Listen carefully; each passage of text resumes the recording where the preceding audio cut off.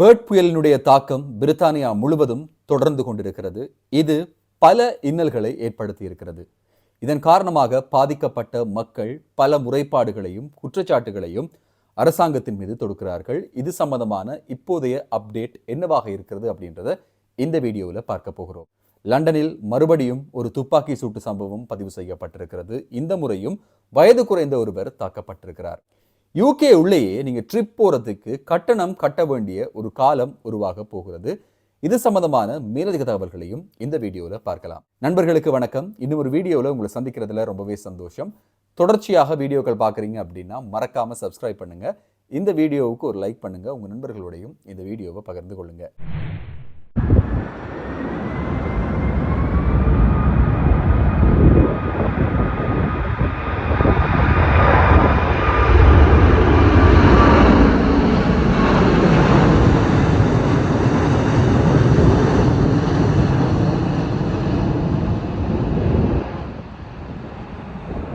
Bird புயலினுடைய தாக்கம் நாளுக்கு நாள் அதிகரித்துக் கொண்டே வருகிறது. குறிப்பாக நார்த்தாம்ப்டன் பகுதி அதிகமாக பாதிக்கப்பட்டிருக்கிறது.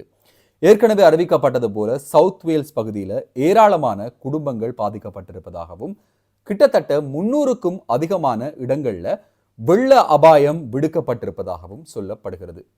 இந்த வீடுகள், அதாவது புயல்ல பாதிக்கப்பட்ட வீடுகளை திருத்துவதற்கு அல்லது சுத்தம் செய்வதற்கு 10,000 பவுண்ட்கள் வரையில அதிகமான செலவு செய்யப்படுகிறது அப்படின்ற ஒரு தகவலும் வெளியிடப்படுகிறது. யூகேனுடைய என்வாயன்மெண்ட் செக்ரட்டரியாக இருக்கிறவர் யூகேனுடைய ஃப்ளட் மேனேஜ்மெண்ட் பற்றி ஒரு குற்றச்சாட்டை முன்வைக்கிறார். யூகேல பல இடங்கள்லையும் இந்த வெள்ளம் வடிந்தோடக்கூடிய வசதிகள் செய்யப்படவில்லை. இதன் காரணமாக பொதுமக்கள் பல இன்னல்களுக்கு முகம் கொடுக்கிறாங்க அப்படின்ற ஒரு தகவலை அவர் வழங்கியிருக்கிறார். ஏராளமான இடங்கள்ல, குறிப்பாக விமான நிலையங்கள்ல கூட விமானங்கள் வந்து தரையிறங்கும் போது அவர்களால தரையிறக்க முடியாத சூழ்நிலை ஏற்பட்டிருப்பதாக சொல்லப்படுகிறது. நாடு பூராகவும் உள்ள கடற்பகுதிகள் கடல் கொந்தளிப்புடன் காணப்படுவதாகவும் பொதுமக்களுக்கு இது மிகப்பெரிய அச்சுறுத்தலாக இருப்பதாகவும் சொல்லப்படுகிறது. ஏற்கனவே உங்களுக்கு தெரியும், 2 நாட்களுக்கு முன்னால ஒரு காரில் மீட்கப்பட்ட முதியவர் ஒருவர் உயிரிழந்த சம்பவம் பதிவாகி இருக்கிறது. 80 வயதான முதியவர் வெள்ளிக்கிழமை அன்று காரில் இருந்து மீட்கப்பட்டிருந்தார். அவருடைய மனைவியும் மீட்கப்பட்டிருந்தாங்க. மனைவி உயிருக்கு போராடி கொண்டிருப்பதாகவும் இந்த முதியவர் நேற்று காலை உயிரிழந்ததாகவும் சொல்லப்படுகிறது. வெள்ள பாதிப்புகள் இல்லாமல் யூகேயினுடைய வெள்ளத்தை கட்டுப்படுத்தக்கூடிய முறைகளை நிர்மாணிப்பதற்கு 24 பில்லியன் பவுண்ட்கள் வரையில் செலவாகும் அப்படின்ற ஒரு அறிவிப்பும் வெளியிடப்படுகிறது. பட்ஜெட்டின் போது இதற்கான ஒரு தொகை ஒதுக்குவதாக இருந்ததாகவும் இந்த தொகை இப்போது அவசரமாக ஒதுக்கப்பட வேண்டும் அப்படின்ற ஒரு அறிக்கையையும் மேலும் தெரிவிக்கிறாங்க. நேற்றோடு மழை சம்பந்தமான அச்சுறுத்தல்கள் முடிக்கப்பட்டாலும் கூட காற்று வீசுதல் அப்படின்றது யூகே முழுதும் பதிவாகி வரதாக சொல்லப்படுகிறது. குறிப்பாக வாகன விபத்துல ஏராளமானவர்கள் உயிரிழந்திருப்பதாகவும் இந்த வாகன விபத்துகள் ஒவ்வொரு நாளும் நடக்கிறது அப்படின்ற ஒரு தகவலும் வெளியிடப்பட்டிருக்கிறது. சாரதிகளுக்கு முக்கியமான அறிவிப்புகள் வெளியிடப்பட்டிருக்கிற அதே வேளையில அதிவேக நெடுஞ்சாலைகள்ல வேகத்தை மட்டுப்படுத்தக்கூடிய நடைமுறைகள் செயற்படுத்தப்பட்டு வருவதாகவும் சொல்லப்படுகிறது. வெஸ்ட் லண்டன்ல இருக்கிற லாட்ப்ரூக் அப்படின்ற இடத்துல ஒரு காரின் மீது துப்பாக்கி சூட்டு சம்பவம் பதிவாகி இருக்கிறது. இந்த சம்பவத்தின் போது தந்தை மற்றும் மகள் 2 பேருமே காயப்பட்டிருக்கிறார்கள். இதுல குறிப்பாக தந்தை கவலைக்கிடமான நிலையில் இருக்கிறதாக சொல்லப்படுகிறது. குறிப்பிட்ட கார்ல 2 வயதான ஒரு குழந்தையும் தாயும் இருந்த போதிலும் அவர்களுக்கு எந்த ஒரு காயமும் ஏற்படவில்லை அப்படின்ற ஒரு தகவல் வெளியிடப்படுகிறது. இந்த சம்பவத்தில் 22 வயதான ஒரு இளைஞர் கைது செய்யப்பட்டிருப்பதாகவும் இந்த சம்பவத்துக்கு பின்னால முன்விரோதம் ஒரு காரணமாக இருக்கலாம் அப்படின்ற அடிப்படையில விசாரணைகளை லண்டன் மெட்ரோபாலிட்டன் போலீசார் மேற்கொண்டு வராங்க. நார்த்தாம்ப்டன்ல இருக்கிற ஹாலிடே பார்க் உட்பட மக்கள் அங்கிருந்து பாதுகாப்பான இடங்களுக்கு அப்புறப்படுத்தப்பட்டிருக்கிறார்கள். நார்த்தாம்ப்டன் உங்களுக்கு தெரியும், அதிகமான மழையை பெற்றிருந்தது. வெள்ள அபாயம் அதிகமாக காணப்பட்ட ஒரு இடமும் கூட. வெள்ளத்தினால நிறைய மக்கள் பாதிப்புகளுக்குள்ளாகி அதே நேரம் வீடுகளை இழந்தும் இருக்காங்க. அரசாங்கத்தினுடைய அறிவிப்பின்படி இன்சூரன்ஸ் கம்பெனிகள் இந்த வீடுகளுக்கான செலவுகளை பொறுப்பெடுக்க வேண்டும். ஆனா அதற்கு கண்டிப்பா நீங்க வந்து இன்சூரன்ஸ் பண்ணி இருக்கணும் அப்படின்ற ஒரு விஷயத்த சொல்றாங்க.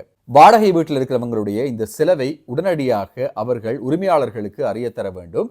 இன்சூரன்ஸ் இருந்தா இன்சூரன்ஸ் கம்பெனி மூலமாக இதை கிளைம் பண்ணலாம். அப்படி இல்லாத விடத்து உரிமையாளர்கள் இந்த வீடுகளை சுத்தம் செய்து சரி செய்து கொடுக்க வேண்டிய கட்டாயம் இருக்கு அப்படின்ற ஒரு விடயமும் பகிர்ந்து கொள்ளப்படுகிறது. 300க்கும் மேற்பட்ட இடங்களுக்கு வெள்ள அபாய எச்சரிக்கை விடுக்கப்பட்டிருக்கிற போதிலும் இந்த வெள்ளத்தால் ஏற்பட்ட நிலைமையை மாற்றுவதற்காக சுத்தப்படுத்தல் மற்றும் அப்புறப்படுத்தல் செயல்களில் அரசாங்கம் ஈடுபட்டு வருவதாகவும் சொல்லப்படுகிறது. ஏராளமான ரயில் சேவைகள் மட்டுப்படுத்தப்பட்டிருந்தது. லண்டன் யூஸ்டனில் இருந்து ஸ்காட்லாந்து போகும் ரயில் சேவைகளுக்கும் பாதிப்பு ஏற்பட்டிருந்தது. நார்த்தாம்ப்டன் பகுதியை பொறுத்தவரையில ஏராளமான ரயில்கள் துண்டிக்கப்பட்டிருந்ததும் குறிப்பிடத்தக்கது. பல அதிவேக நெடுஞ்சாலைகள் மூடப்பட்டிருந்தது. இந்த வீதிகள் இப்போது கொஞ்சம் கொஞ்சமாக திறக்கிறாங்க அப்படின்ற ஒரு அறிவிப்பு வெளியிடப்படுகிறது. இருந்தாலும் போக்குவரத்தை பொறுத்தவரையில கடந்த சில நாட்கள்ல மிகப்பெரிய பாதிப்பும் இடைஞ்சல்களும் ஏற்பட்டிருந்தது குறிப்பிடத்தக்கது. கடந்த வெள்ளிக்கிழமை அன்று அமெரிக்க தூதரகத்திற்கு முன்னால ஒரு சந்தேகத்துக்கிடமான பார்சல் கைப்பற்றப்பட்டது உங்களுக்கு தெரிந்திருக்கும். லண்டன்ல இருக்கிற இந்த அமெரிக்க தூதுவராலயத்துக்கு முன்னால இப்படிப்பட்ட ஒரு பார்சல் கண்டுபிடிக்கப்பட்டது.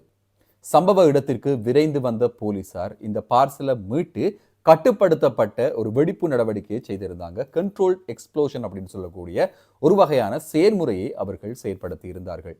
சந்தேகத்துக்கிடமான பார்சல்கள் ஒரு வெடிகுண்டாக இருக்கலாம் அப்படின்ற சந்தேகத்தின் அடிப்படையிலையும் அப்படி கிடைக்கப்பெற்ற துப்பின் அடிப்படையிலும் தான் போலீசார் விரைந்து இந்த செயல்முறையை நடத்தியிருந்தார்கள். இந்த சம்பவத்தை பொறுத்தவரையில குறிப்பிட்ட பார்சலை கொண்டு வந்து சந்தேகத்துக்கிடமான முறையில வைத்தார் அப்படின்ற குற்றச்சாட்டின் பேரில் 43 வயதான ஒருவர் கைது செய்யப்பட்டிருப்பதாக அறிவிக்கப்படுகிறது. யூகேக்குள்ளேயே சுற்றுலா போறதற்கு மேலதிக கட்டணங்கள் கட்ட வேண்டிய ஒரு கட்டாயம் இனிமேல் ஏற்பட போகிறது. யூகேல நீங்க எந்த இடத்துல இருந்தாலும் வேல்ஸுக்கு சுற்றுலா போறீங்க அப்படின்னா அங்க உங்களுக்கான மேலதிக வரியை கட்ட வேண்டிய அவசியம் ஏற்பட்டிருக்கிறது.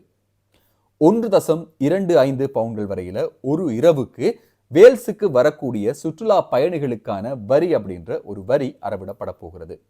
இந்த வரியின் காரணமாக ஆண்டொன்றிற்கு 33 மில்லியன் பவுண்ட்களை வேல்ஸ் கவர்மெண்ட் ஈட்ட முடியும் அப்படின்னு சொல்லப்படுகிறது. இந்த வரி ஹோட்டல் புக்கிங்ஸுடன் இணைக்கப்பட இருக்கிறதாகவும் ஹோட்டல் புக்கிங்ஸ்ல இந்த டாக்ஸை வேறாக அறவிடுவதற்கான தீர்மானத்தில் அரசாங்கம் இருப்பதாகவும் சொல்லப்படுகிறது.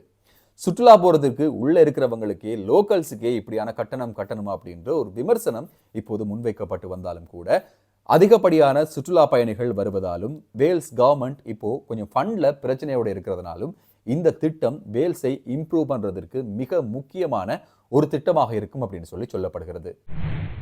சிறை கைதிகளுடைய வாழ்க்கை, அவர்களுடைய மனித உரிமைகள் பற்றி யூகேல அதிகமாக பேசப்பட்டு வரும். அதுல மிக முக்கியமாக ஸ்காட்லாண்டில் இருக்கிற சிறைவாசிகளுக்கு வாரத்திற்கு ஒரு முறை அவர்களுடைய பிள்ளைகளோடு விளையாடுவதற்கான வாய்ப்புகள் வழங்கப்பட இருக்கிறது. மனித உரிமைகள் அப்படின்னு பேசும்போது இந்த சிறை கைதிகளுக்கு அவர்களுடைய குழந்தைகளோட நேரம் செலவழிக்க வேண்டிய உரிமை இருக்கிறது. அதே போல இந்த குழந்தைகளுக்கும் அவர்களுடைய தந்தையோட நேரம் செலவழிக்க வேண்டிய ஒரு உரிமை இருக்கிறது. இந்த உரிமைகளை காப்பாற்றும் வண்ணமாக இப்படியான ஒரு திட்டம் நடைமுறைப்படுத்தப்பட இருப்பதாக சொல்லப்படுகிறது. இதுல இன்னும் குறிப்பாக இவர்கள் குடும்பத்துடன் சேர்ந்து உணவருந்தக்கூடிய ஒரு நாளும் வழங்கப்படும் அப்படின்ற அறிவிப்பும் வழங்கப்பட்டிருக்கிறது. இது சிறை கைதிகளினுடைய உள நலன்ல ஒரு மிக முக்கிய இடத்தை பெறும் அப்படின்றதும் இதன் காரணமாக திருந்தி வாழக்கூடிய ஒரு வாய்ப்பு அவர்களுக்கு வழங்கப்படும் அப்படின்ற ஒரு விடயத்தையும் சிறைச்சாலைகள் ஆணைக்குழு தெரிவிக்கிறது. இதுல மிக முக்கியமாக சிறையில் இருப்பவங்களுக்கு வெளியே இருக்கிற நல்ல வாழ்க்கை, அங்க இருக்கிற சந்தோஷங்கள் ஒரு காலகட்டத்துல மறந்து போயிடும். அவர்களுடைய குழந்தைகள் குடும்பத்தை அவங்களோட இன்வால்வ் பண்ணும்போது இவர்களுக்கு வெளி உலகம் மீதான ஆர்வம் வரும். இதுவே இவர்களுடைய நன்னடத்தைக்கு ஒரு மிக முக்கியமான பிளஸ் பாயிண்டாக மோட்டிவேஷனாக இருக்கும் அப்படின்றது சிறைச்சாலை அதிகாரிகளுடைய எதிர்பார்ப்பாக இருக்கிறது. யூகே முழுதும் ஹோட்டல்களில் தங்க வைக்கப்பட்டிருக்கிற அசைலம் கோரிக்கையாளர்கள் குறித்தான விமர்சனங்களும் குற்றச்சாட்டுகளும் எழுந்த வண்ணமே இருக்கிறது. மிக பெரிய அளவிலான பணம் இதற்காக செலவு செய்யப்படுகிறது அப்படின்ற ஒரு குற்றச்சாட்டு தொடர்ந்தும் முன்வைக்கப்பட்டு கொண்டே வருகிறது. இதனுடைய அடுத்த கட்டமாக கொவன்ட்ரி கவுன்சில் என்ன செய்யறாங்க அப்படின்னா அரசாங்கத்திற்கு ஒரு தீவிரமான கடிதத்தை எழுத போகிறார்கள். கொவன்ட்ரியில நிறைய ஹோட்டல்கள், குறிப்பாக 200க்கும் மேற்பட்ட ஹோட்டல்கள்ல அசைலம் கோரிக்கையாளர்கள் தங்க வைக்கப்பட்டிருக்கிறார்கள். இதன் காரணமாக அந்த இடத்தினுடைய டூரிசம் பாதிக்கப்படுகிறது. இதன் காரணமாக கவுன்சிலுக்கு வர வேண்டிய வருமானம் சரிவர கிடைக்கவில்லை அப்படின்ற குற்றச்சாட்டுகள் அமைந்த ஒரு மகஜரை கையளிக்க இருப்பதாக சொல்லப்படுகிறது. புகலிட கோரிக்கையாளர்களுக்கான வீடுகள், அவர்களுக்கான தங்குமிட வசதிகளை உடனடியாக கொடுக்க வேண்டிய அவசியம் அரசாங்கத்திற்கு இருக்கிறது. அப்படி இல்லாமல் ஒரு ஷார்ட் டேர்முக்காக வைத்திருக்க வேண்டிய ஹோட்டல் வசதிகளை நீண்ட காலத்துக்கு வைத்திருப்பதானது மிகப்பெரிய பிழை அப்படின்றத சுட்டி காட்டுவதாகவும் இந்த கவுன்சில் சொல்கிறது. இந்த வீடியோவை முழுசா பார்த்துருப்பீங்க அப்படின்னு சொல்லி நம்புறேன். தொடர்ச்சியாக பார்த்துருந்தீங்கன்னா மறக்காம சப்ஸ்கிரைப் பண்ணுங்க. இந்த வீடியோவுக்கு ஒரு லைக் பண்ணுங்க. உங்க நண்பர்களோடையும் இந்த வீடியோவை பகிர்ந்து கொள்ளுங்க.